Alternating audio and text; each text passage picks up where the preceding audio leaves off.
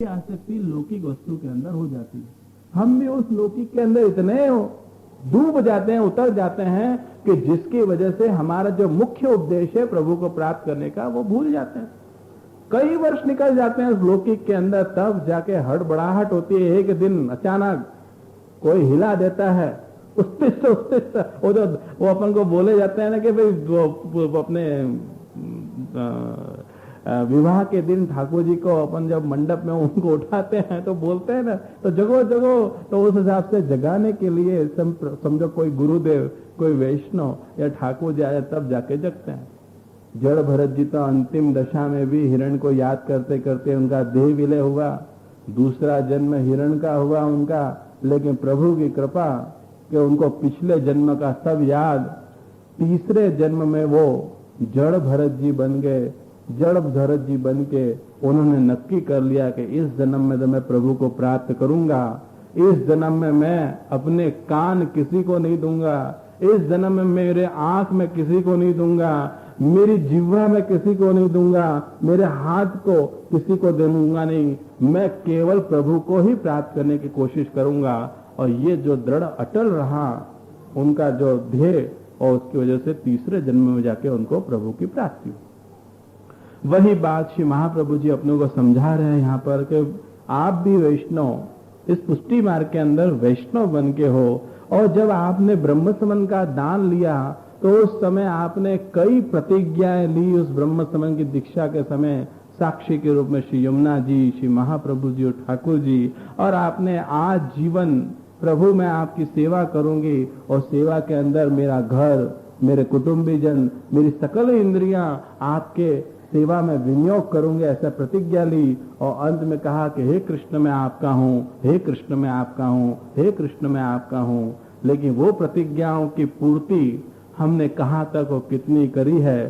श्री महाप्रभु जी के सन्मुख कभी अपन हो गए, और महाप्रभु जी जिन्होंने अपने आंखों में अश्रु लाके ये विचार किया कि मेरे देवी जीव का हाथ में, प्रभु के हाथ में मैं कैसे सौंपूं, ये देवी जीव का उद्धार कैसे होगा, अनेक दोषों से भरे हुए जीव। लेकिन प्रभु ने उन पर कृपा करी। तो 500 वर्ष पहले महाप्रभु जी ने हम जैसे जीवों के लिए अश्रु प्रवाह बहाए। तो ये चीज अपन समझें तो कम से कम उनके परिश्रम के सामने हम हमारी सेवा के रूप में या सत्संग के रूप में जो भी हम देना चाहें वो दे सकते हैं। आपको देखो, आज तो मैं श्रवण करने नहीं आया भागवत जी, लेकिन कल के प्रसंग के अंदर एक बहुत बढ़िया बात भागवत जी के अंदर सुनने को मिली कि जब भागवत जी की पूर्णा होती होगी तो उस समय अपने घर से कुछ न कुछ भेंट लेके आना, बराबर? भेंट लेके आना। तो भेंट के अंदर भागवत जी में अपन ने क्या श्रवण किया कि आपकी कोई एक ऐसी व्यसन जो है वो व्यसन को यहां भेंट करके जाना, प्रभु के चरणों में छोड़ के जाना, बाकी सब स्वयमेव करिष्यति, प्रभु सर्व समर्थो ही। आप अपना व्यसन यहां छोड़ के जाओ, प्रभु आपको बाकी की वस्तु संभाल लेंगे। अहमदाबाद के अंदर ये मैंने प्रसंग सुना है कि नहीं सुनाया? एक बार प्रवास करने में अहमदाबाद गया, तो अहमदाबाद में गाड़ी में बैठ के जा रहा था, और एज यूजुअल जैसे हम लोग हमेशा कहीं पे भी होते हैं जाते हैं, और हमारे ठीक आगे एक बस जा रही थी, और गुजराती वातावरण है तो स्वाभाविक है कि वहां बोर्ड पे पाटिया जो लिखा होगा वो गुजराती भाषा में लिखा होगा। तो आगे आगे बस जा रही थी, पीछे पीछे मेरी गाड़ी जा रही थी, और पाटियाओं में कुछ लिखा हुआ होता है ना, जैसे ट्रकों के आगे लिखते हैं कि बुरी नजर वाले तेरा मुंह काला। तो उसके अंदर लिखा हुआ था, बड़ी अच्छी बात लिखी थी कि तमे हस्तु मोड़ू राखो, बाकी बधु हमें संभाली लेशू। तमे हस्तु मोड़ू राखो, बाकी बधु हमें संभाली लेशू। तो यही बात ठाकुर जी भी शायद अपने को कह रहे हैं कि जीव लौकिक और वैदिक थप्पड़ खा के भी तू हंसता मुगरग, बाकी मैं संभाल लूंगा। तो ये चीज अपन समझे। यहाँ पे अपन पूर्ण विराम करते हैं। तो हम काम पुरुषार्थ का दर्शन कर रहे हैं और आगे काम पुरुषार्थ के साथ साथ ये मोक्ष पुरुषार्थ का भी कल दर्शन हम करेंगे, क्योंकि यहाँ पे भी अपने को अंत में भागवत जी का एक निष्कर्ष जो है वो अपने को बताया जाएगा। तो वो निष्कर्ष जैसे यहाँ पे बताया जाएगा कल के दिन में, तो कल के दिन में अपन चतुश्लोकी का अंतिम निष्कर्ष भी समझेंगे। अभी काम पुरुषार्थ अपना अधूरा है, शुरुआत ही करी है श्लोक के अंदर, तो वो करना है और मोक्ष पुरुषार्थ के भी दर्शन करना है। तो यहाँ पे अपन विराम देते हैं। बोलो श्री वल्लभा श्री गोसाई जी बुजरेणव स्वीयानां तान् निजाचार्यान् प्रणमामि मुहुर्मुहुः। यदनुग्रहतो जन्तुः सर्वदुःखादिगो भवेत् तमहं सर्वदा वन्दे श्रीमद्वल्लभनन्दनम्। अज्ञानतिमिरान्धस्य ज्ञानाञ्जनशलाकया चक्षुरुन्मिलितं येन तस्मै श्रीगुरवे नमः। नमामि हृदये शेषे लीलाक्षीराब्धिशायिनं लक्ष्मीसहस्रलीलाभिः सेव्यमानं कलानिधिं। चतुर्भिश्च चतुर्भिश्च चतुर्भिश्च त्रिभिः तथा षड्भिर्विराजते योऽसौ पंचदा हृदये मम। बोलो श्री वल्लभाधीश श्री गोसाई जी परम दयाल।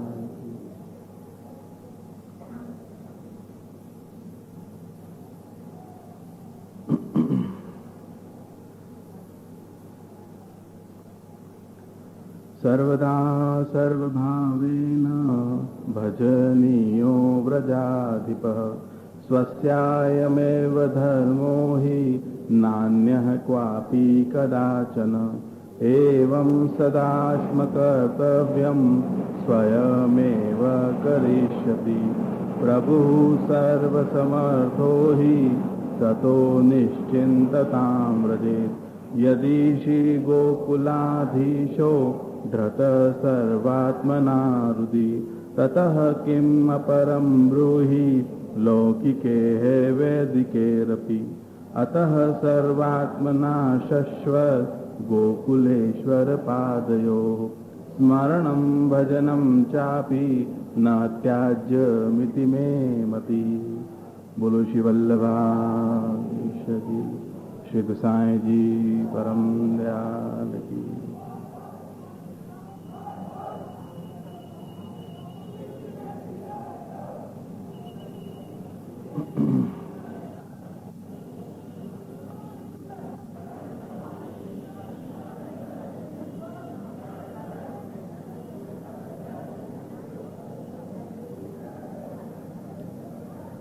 चतुश्लोकी के तीसरे श्लोक में हमने कल प्रवेश किया। 2 श्लोकों के दर्शन किए। 2 श्लोक श्री महाप्रभु जी का चतुश्लोकी और 2 श्लोक वृत्तासुर चतुश्लोकी, इन दोनों के दर्शन किए। दोनों में ही पहले श्लोक के अंदर धर्म पुरुषार्थ का दर्शन किया और धर्म परायण बन के हम जब हमारे जीवन में धर्म का आचरण करते हैं तब धीरे धीरे हमें इस बात की अनुभूति होती है कि सच्चे अर्थों में हमारे जीवन में अर्थ जो है वो साक्षात प्रभु ही हैं। तो उसकी जानकारी हमने दूसरे श्लोक के अंदर ली। दूसरे श्लोक में हमने अर्थ पुरुषार्थ के दर्शन किए। एक बार प्रभु को हम अर्थ बना के चल दें तो क्या होगा, जीवन में जब धन की प्राप्ति होने लग जाए तो आपकी कामनाएं बढ़ने लग जाए। धन मिल गया तो आपकी अनेक इच्छाओं की पूर्तियां होने लगती हैं और जब तक धन नहीं मिलता है तब तक हम धन के पीछे पीछे पीछे पीछे जाते हैं। वही बात श्री महाप्रभु जी हमें इस तीसरे श्लोक के अंदर बता रहे हैं कि आपने जब धर्मपरायण बन के अर्थ की प्राप्ति करी और अर्थ के रूप में साक्षात ठाकुर जी को पाया, अब आपकी अनेक प्रकार की अलौकिक कामनाएं हैं। जब तक हम धर्मपरायण नहीं बनते हैं तब तक हम हमारे प्रभु का विनियोग कहाँ करते हैं? हमारी लौकिक कामनाओं की पूर्ति के लिए। लेकिन धर्मपरायण बनने के बाद, अर्थ के रूप में प्रभु को प्राप्त करने के बाद, हमारे जीवन में हमारा लक्ष्य हो जाता है कि हमारी अलौकिक कामनाएं भी बहुत सारी हैं कि जिनकी पूर्ति साक्षात प्रभु करें। यहाँ तीसरे श्लोक में हमें श्री महाप्रभु जी काम पुरुषार्थ के बारे में बताएंगे। काम पुरुषार्थ क्या है? दो प्रकार के काम पुरुषार्थ, एक है अलौकिक काम पुरुषार्थ और दूसरा है लौकिक काम पुरुषार्थ। पहले लौकिक काम पुरुषार्थ को हम देखेंगे। लौकिक काम पुरुषार्थ, काम का मतलब है इच्छाएं। बहुत सारी हमारी लौकिक इच्छाएं होती हैं। 5 प्रकार की इंद्रियों का रस यदि हमें मिलने लग जाए तो हम बहुत खुश हो जाते हैं। हमको लगता है कि हमने सर्वस्व वस्तुओं को प्राप्त कर लिया है।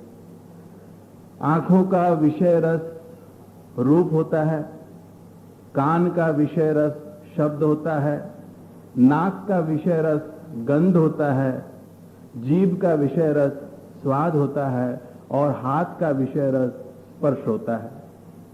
ये 5 प्रकार की इंद्रियों के अंदर जब तक हमें प्रभु धर्म के रूप में है, अर्थ के रूप में है, काम के रूप में है, मोक्ष के रूप में है, इसकी प्रतीति जब तक हमको नहीं होती है तब तक हम हमारे जीवन के अंदर लौकिक पुरुषार्थों में ही डूबे रहते हैं और उसी के आनंद के लिए हम सतत प्रयत्नशील रहते हैं।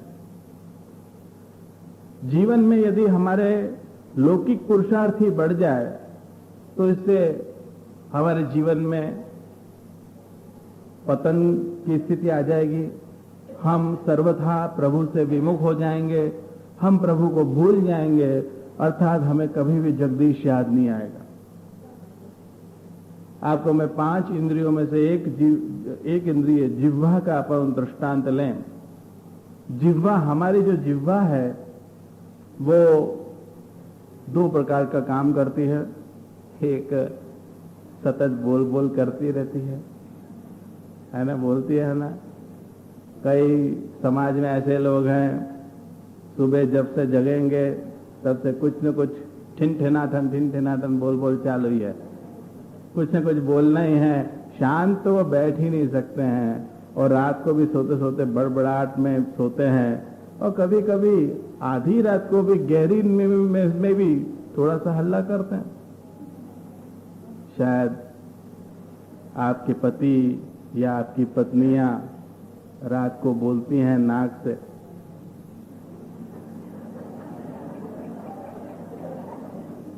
फिर आप सो नहीं सकते हो।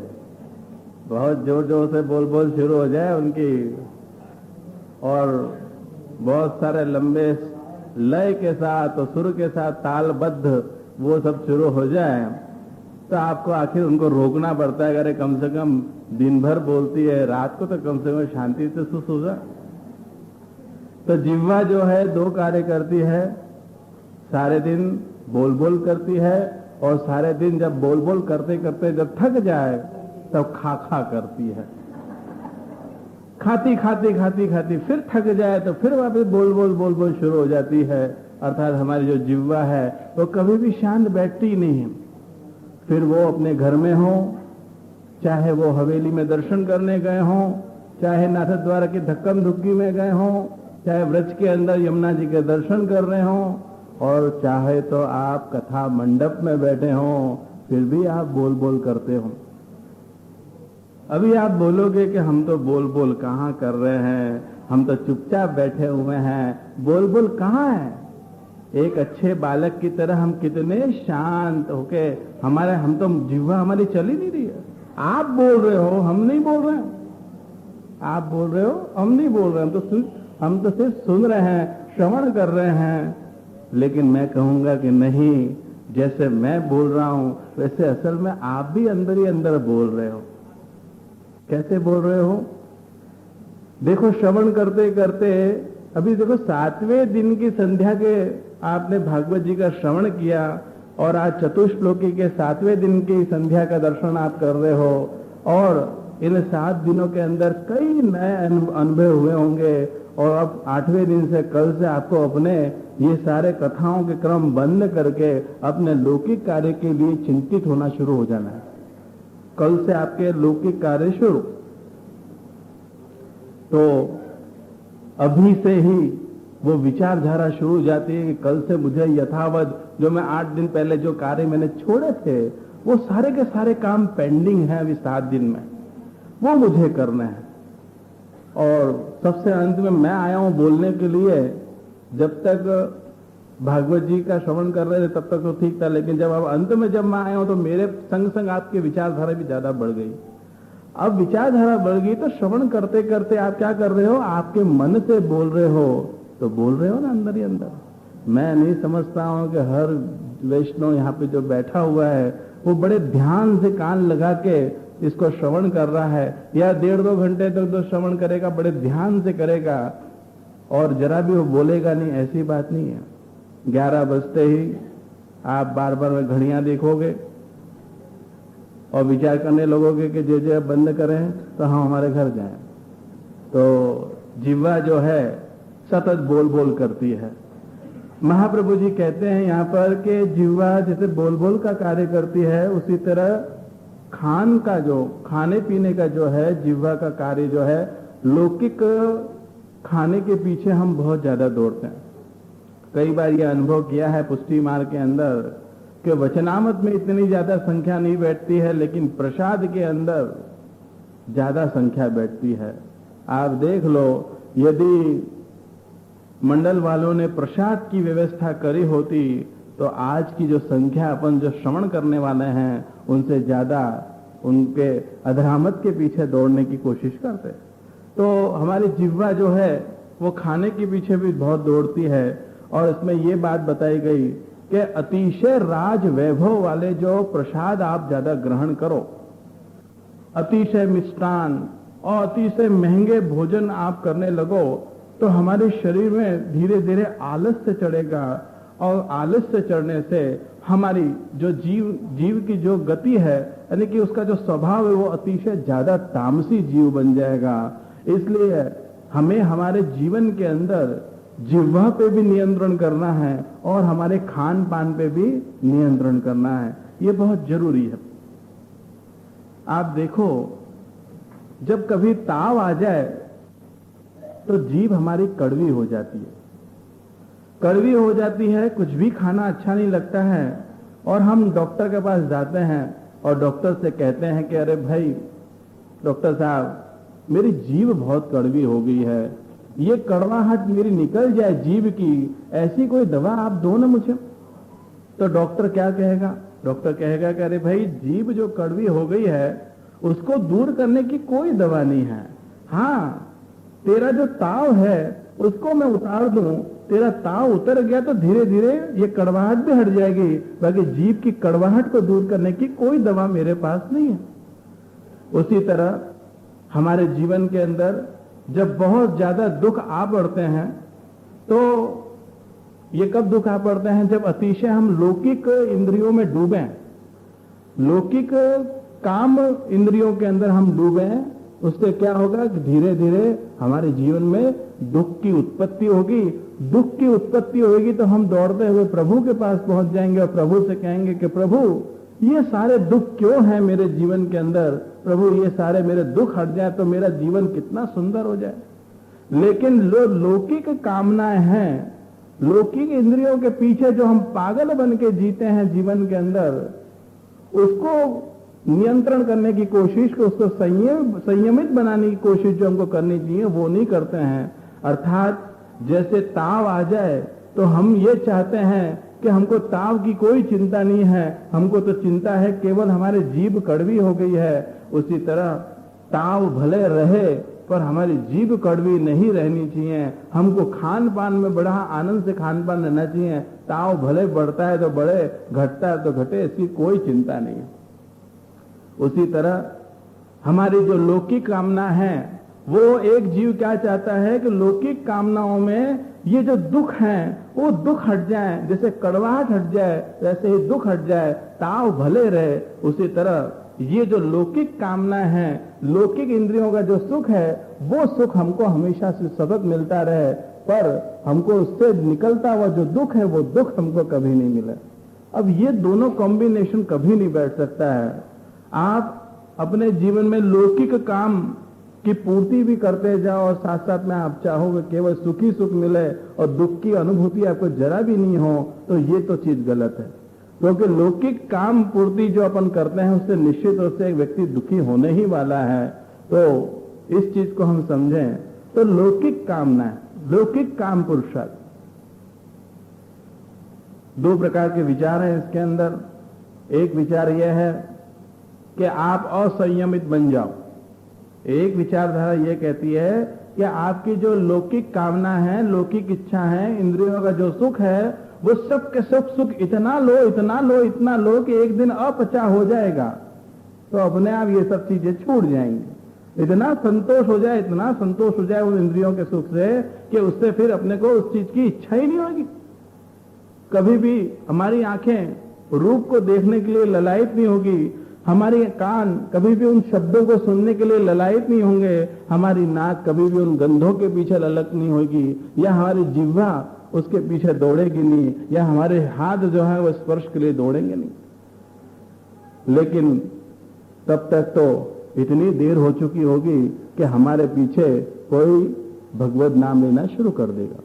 बराबर, इतना अपन इंद्रियों को असंयमित बना लें तो फिर क्या होगा कि वृद्धावस्था तक, क्योंकि यहां पे बताया गया है कि एक बार काम की पूर्ति के लिए आप असंयमित बन जाओ तो उससे कोई संतोष नहीं होता है। वो जो संयम है, न काम कामा ना कामाजात उपभोगे न शाम्यति, कि भाई आपके जीवन में आप काम की पूर्ति करोगे लेकिन वो काम की पूर्ति से आपको संतोष नहीं होगा।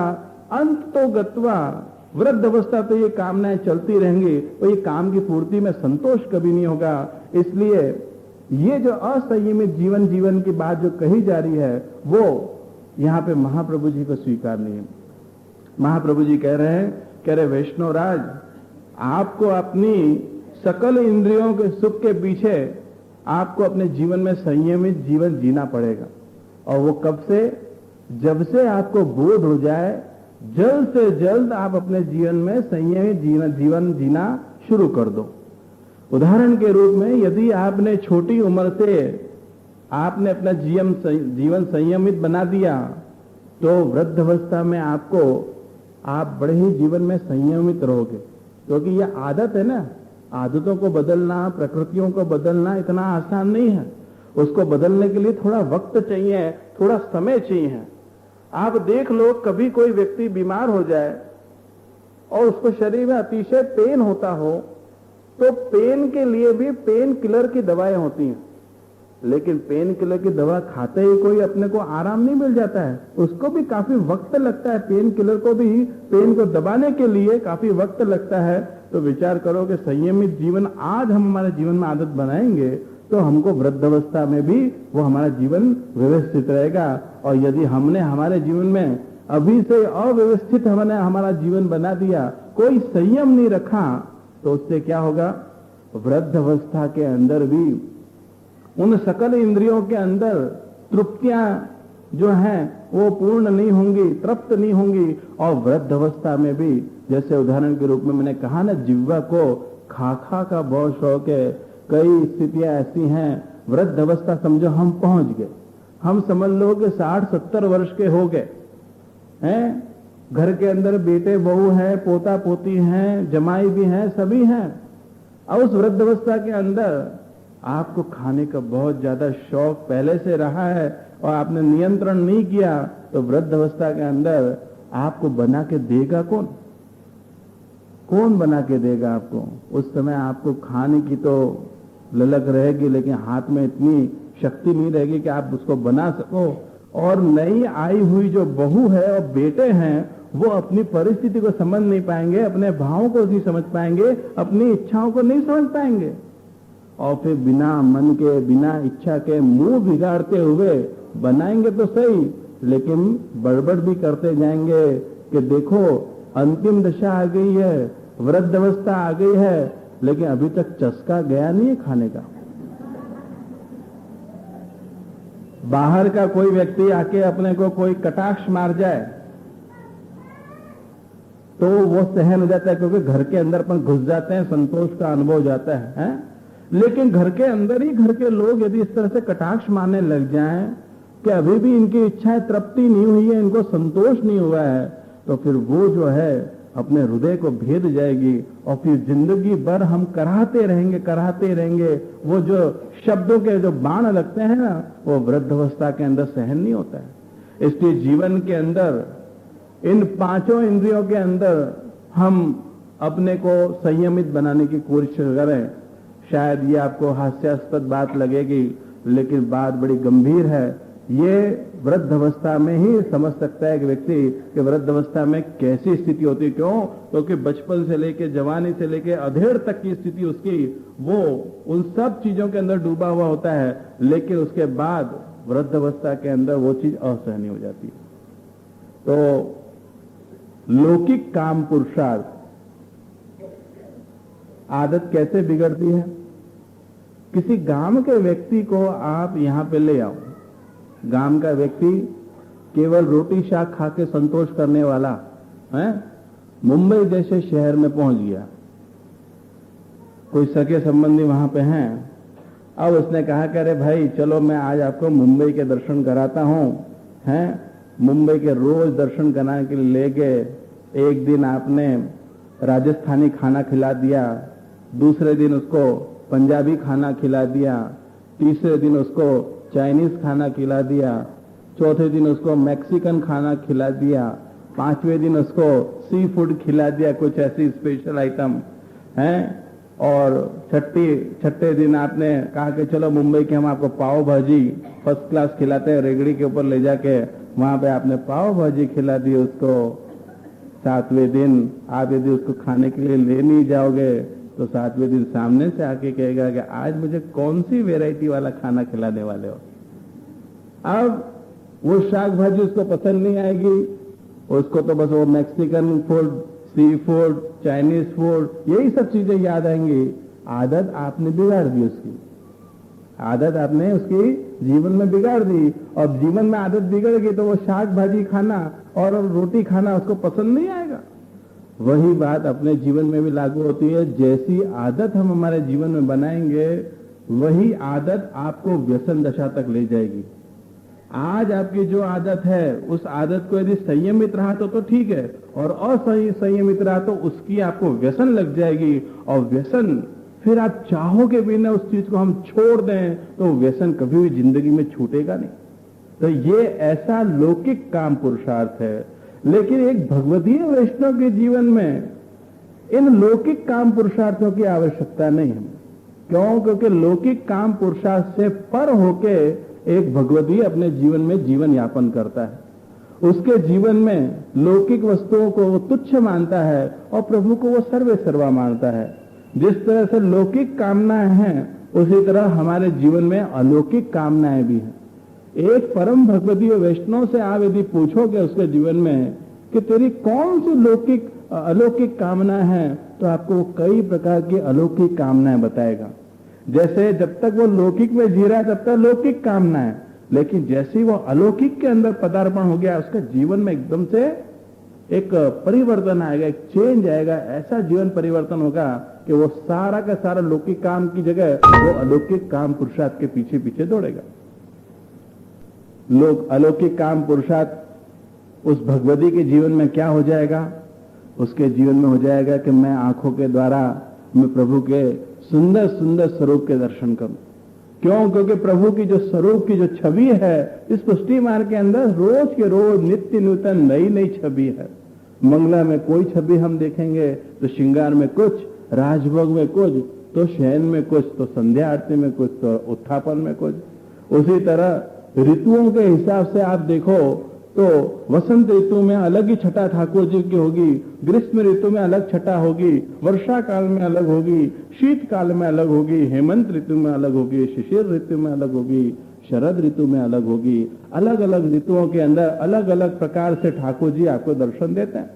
तो एक परम भगवतीय वैष्णव जिसने खूब सेवा करी है, खूब सत्संग किया, देखो धर्म पुरुषार्थ करके उसने अर्थ पुरुषार्थ को सिद्ध कर दिया।